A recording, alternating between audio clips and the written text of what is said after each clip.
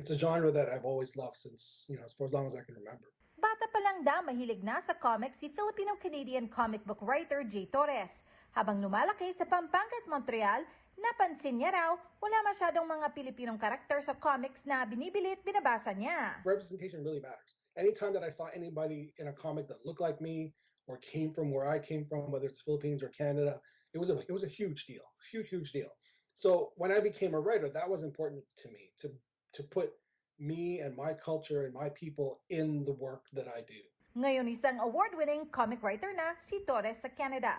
Pero hindi lang superhero comics ang akda niya, pati na rin comics kung saan ang mga bida Filipino-Canadians, gaya na lamang ng comic book na Lola, A Ghost Story. It's a story that's set in the Philippines, and it's based on stories I was told by my titas and about my Lola, who supposedly saw ghosts and other creatures like the capre or the manananggal when she was young. And so I kind of incorporated that into the story about a Canadian kid, a Filipino-Canadian kid who goes back to the Philippines and encounters some of these creatures himself.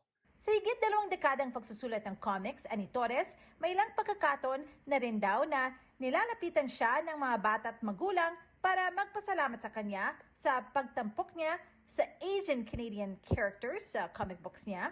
Ngayong taon, si Torres kinilala bilang isa sa mga migranteng kabilang sa Top 25 Immigrant Awards sa Canada, ang tanging Pilipinong kabilang sa nasabing listahan. Other awards that I've received have been for my writing and for the comic books that I've published. But this one is, it's about me, and it's about my experience, my immigrant experience growing up in Canada, finding a career that reaches people, especially younger readers. And that's my way of contributing to society. Isang Omni Television sa mga sponsor ng taunang award na layong kilalanin ang ilang immigrants at contribution nila sa Canada mula nang dumating sa bansa.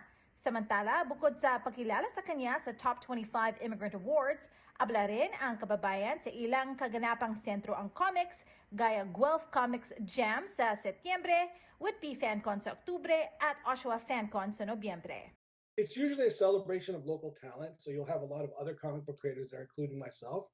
And some people sell their books, some people sell their art. We all sign autographs, we'll take pictures if people are interested.